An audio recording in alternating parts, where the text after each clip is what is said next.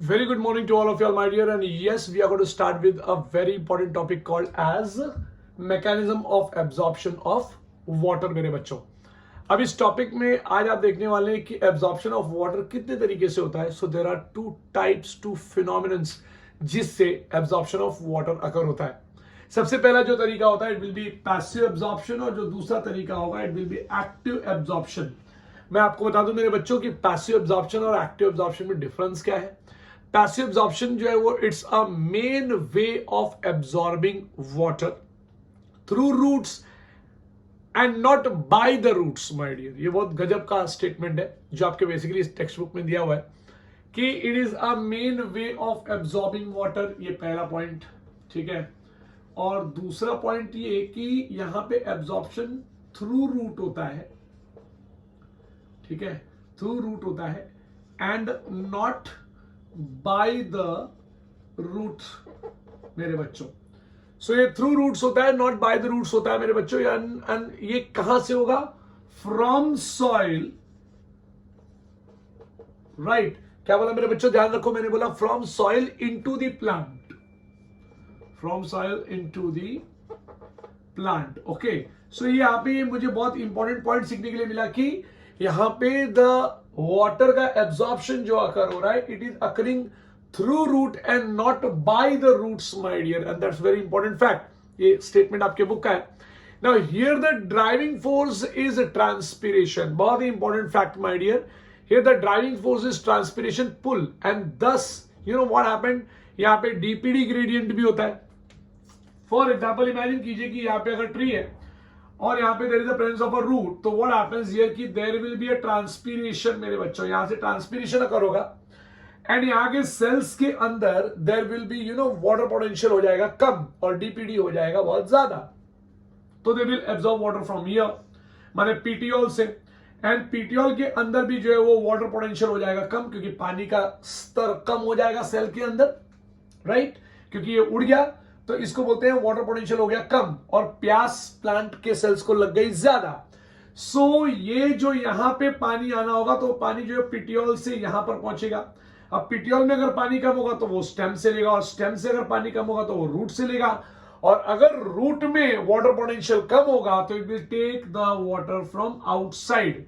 That is what is the point. So basically यहां पे अगर आप देखिए तो डीपीडी ग्रेडियंट तैयार हो गया है, माने हर सेल को प्यास लग रही है और वो सेल जो है वो क्या कर रहा है, अपने बाजू वाले सेल से वाटर लेके अपनी प्यास को क्या कर रहा है, बुझा रहा है. So basically here if you see there is no expenditure of energy. बहुत ही इंपॉर्टेंट पॉइंट है यहाँ पे. So there is no expenditure of energy. बहुत, अब मैं ऐसे लिखूंगा ना तो ये नहीं चलेगा. Expenditure of energy with respect to what? ATP molecule.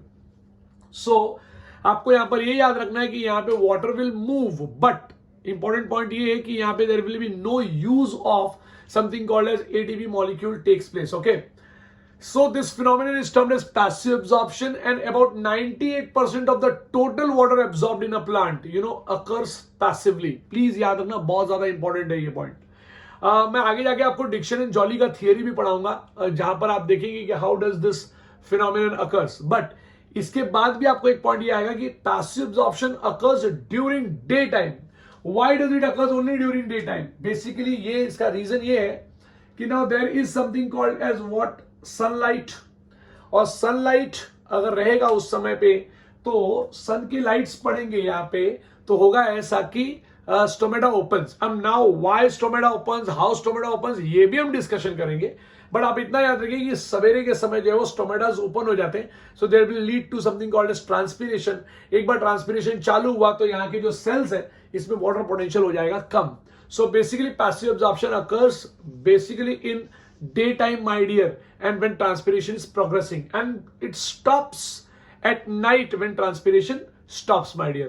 So rapid transpiration creates a tension my dear in the xylem vessel, and that is what it gives rise to cohesion tension theory मेरे बच्चों, जो आप देखेंगे वहां पे xylem vessel due to you know negative water potential जो वो नीचे गिर गया ना.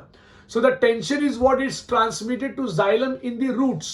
ये tension जो है वो जाइलम ऑफ रूट में पहुंचता है. अभी देखिए लीफ में भी जाइलम होगा, स्टेम में भी जाइलम होगा, रूट में भी जाइलम होगा. प्लीज याद रखिएगा.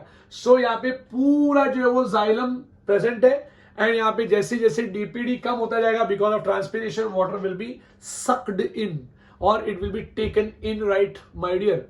So during passive absorption there is no ATP usage basically. So obviously the rate of respiration is not affected.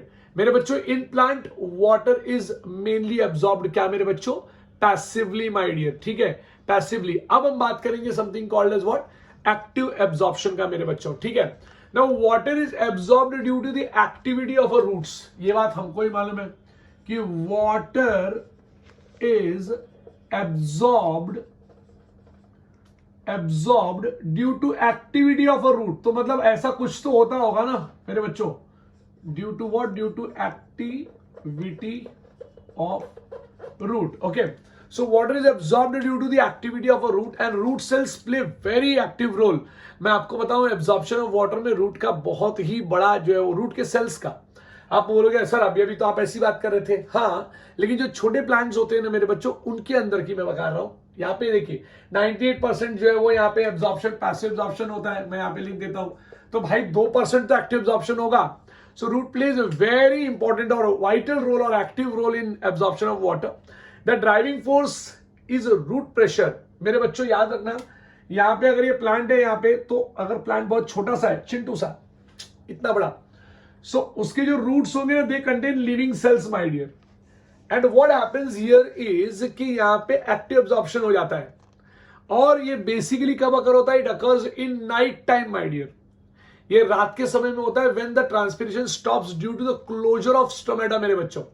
So as water absorption is against the DPD gradient, माने यहां पर पहले से ही वाटर प्रेजेंट है, लेकिन root के sales क्या करते हैं, फिर भी वाटर खींच लेते हैं by using ATP molecule.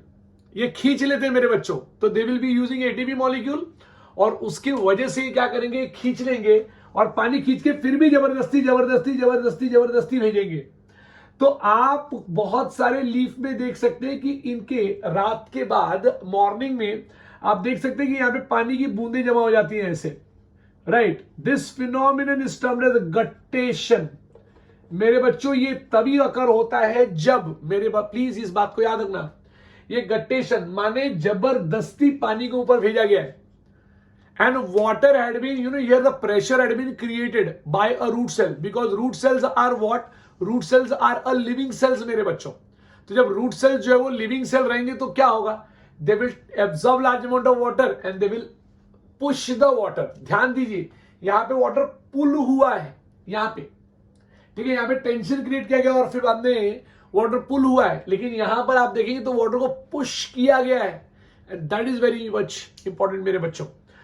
Active absorption में be, you know, of two types मेरे बच्चों. It is osmotic and non osmotic.